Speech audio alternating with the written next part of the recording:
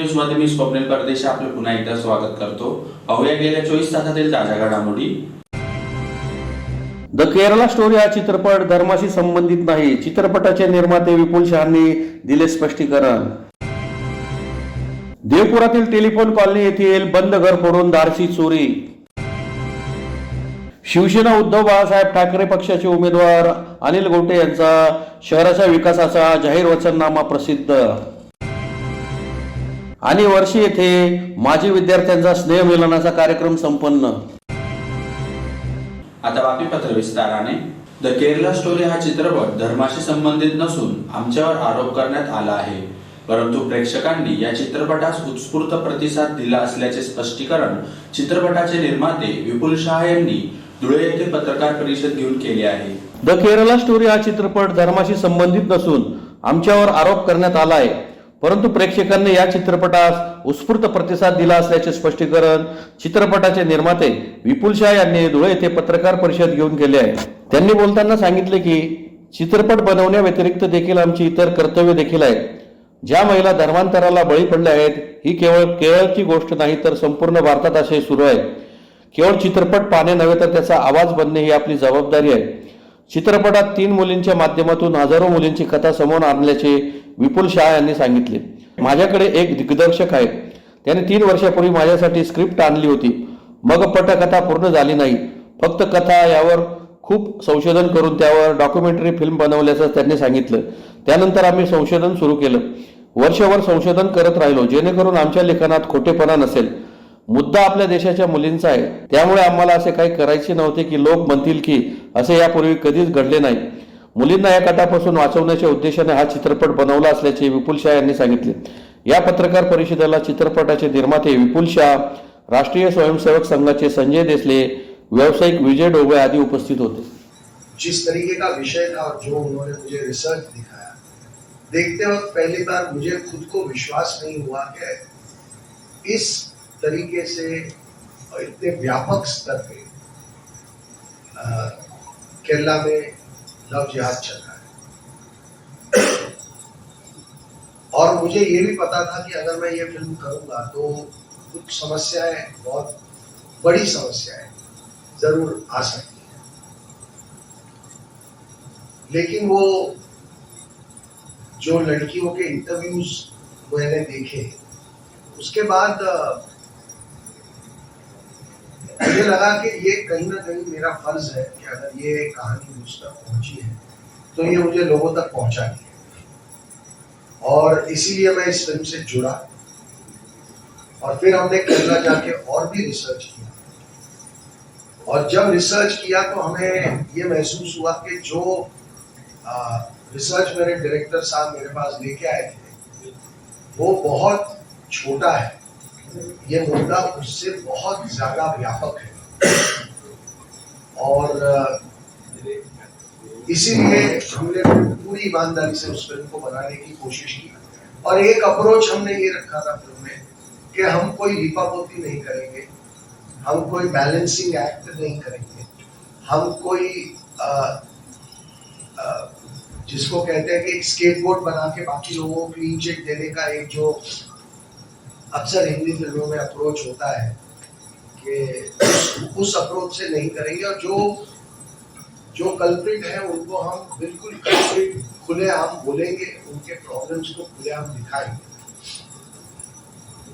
तो ये जो अप्रोच था डायरेक्ट और बोल्ड, उसकी वजह से बहुत लोगों को बहुत तकलीफ भी हुई, लेकिन उससे मुझे लगता है कि उस फिल्म की जो चोट या जो आपके दिमाग और दिल पे उस फिल्म ने असर किया वो उसकी वजह से ही हुआ, क्योंकि हम बहुत ईमानदार थे और हम बहुत निर्भय होकर कहानी को बोल रहे थे। हमने उसके बाद बहुत समस्याएं भी झेली, पर वो महत्वपूर्ण नहीं है। महत्वपूर्ण ये है कि केरला स्टोरी के रिलीज होने के ऑलमोस्ट अब 1.5 साल हो गया है। 1.5 साल के बाद भी आज भी मुझे मुंबई के ऑफिस में आके कुछ लोग आके मिलते हैं, कुछ पत्र देते हैं, कुछ फूल भेजते हैं। धुळे शहरातील देवपुरातील टेलिफोन कॉलनी येथे राहणाऱ्या एका शेतकऱ्याचे बंद घर अज्ञात चोरट्यांनी भरदिवसा फोडून 5,000ची रोकड व 2.5 तोळे सोन्याचे दागिने असा ऐवज लंपास केल्याने परिसरात खळबळ उडाली आहे। धुळे शहरातील देवपूर पोलीस ठाण्याच्या हद्दीतील देवपूर परिसरातील टेलिफोन कॉलनी येथील बंद घर अज्ञात चोरट्यांनी भर दिवसा फोडून 5,000ची रोकड व 2.5 तोळे सोन्याचे दागिने असा मुद्देमाल लंपास केलाय।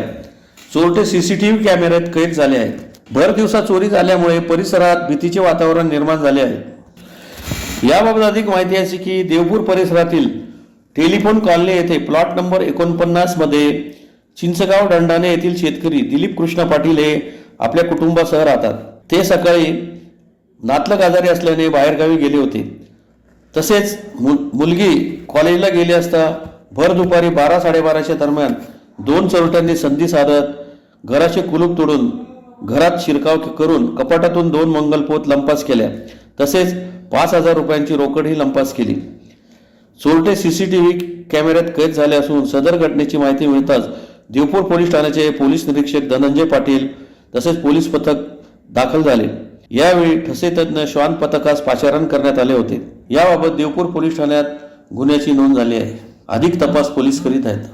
धुळे शहर विधानसभा मतदारसंघाचे शिवसेना उद्धव बाळासाहेब ठाकरे पक्षाचे उमेदवार अनिल गोटे यांनी पत्रकार परिषद घेऊन धुळे शहराच्या विकासाचा जाहीर वचननामा नागरिकांसमोर मांडला आहे। धुळे शहर विधानसभा मतदारसंघाचे महाविकास आघाडीतर्फे शिवसेना उद्धव बाळासाहेब ठाकरे पक्षाचे उमेदवार अनिल गोटे यांनी पत्रकार परिषद घेऊन धुळे शहराचा सर्वांगीण विकासाचा जाहीर वचननामा जनतेसमोर मांडला। गोटे म्हणाले की धुळे शहरातील आजपर्यंतच्या सर्वच नेत्यांनी राजकीय पक्षांनी पिण्याच्या पाण्याचे केवळ राजकारण केले। प्रचंड खर्च करूनही आज 8-8 दिवस धुळेकरांना पाणी मिळत नाही। या उलट हेमा गोटे या लोकनियुक्त नगराध्यक्ष असताना पाण्याचे काटेकोर नियोजन केले होते।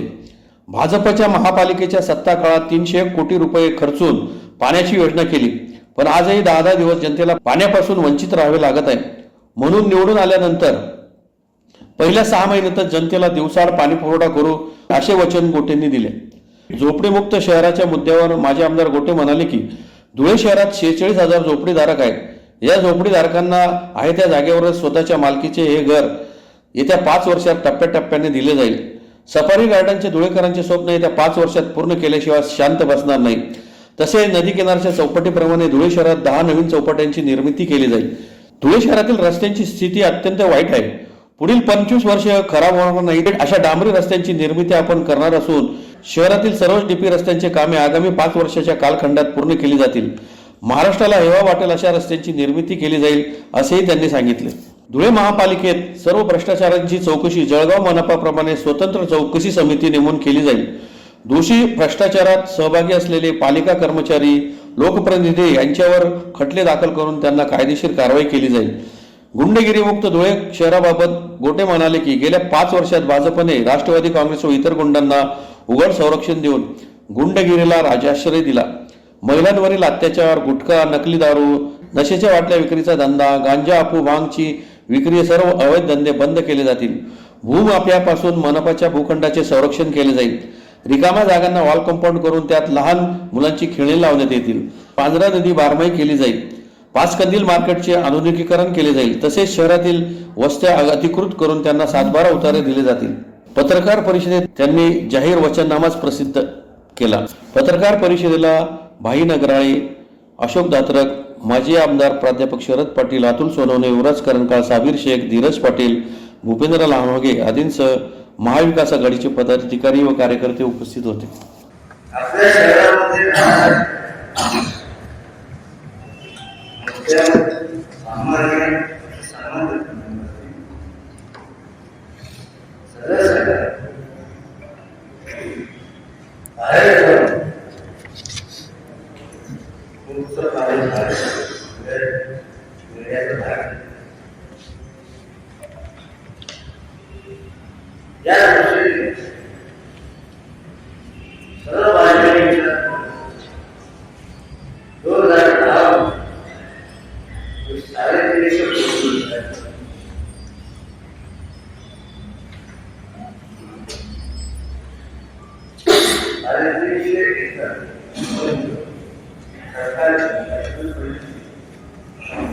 या जमिनीवर स्वतःने झालेला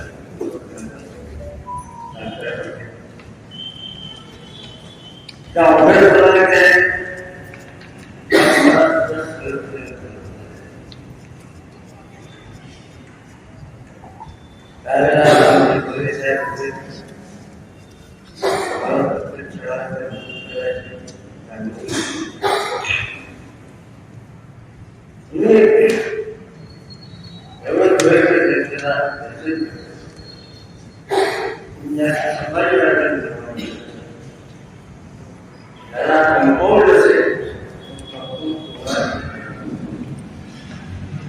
शिंदखेडा तालुक्यातील वर्षी येथील क्रांतीवीर नानासाहेब शंकर पांडुमाळी माध्यमिक विद्यालय व श्रीमती रुक्माबाई शंकर माळी उच्च माध्यमिक विद्यालयातील माजी विद्यार्थ्यांचा स्नेहमिलनाचा कार्यक्रम उत्साहात संपन्न झाला.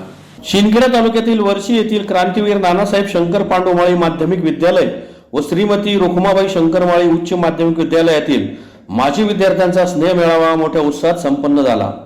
या मेळाव्यास धुळे जिल्ह्यासह महाराष्ट्रभरातून विविध भागात कार्यरत माजी विद्यार्थी सहभागी झाले होते.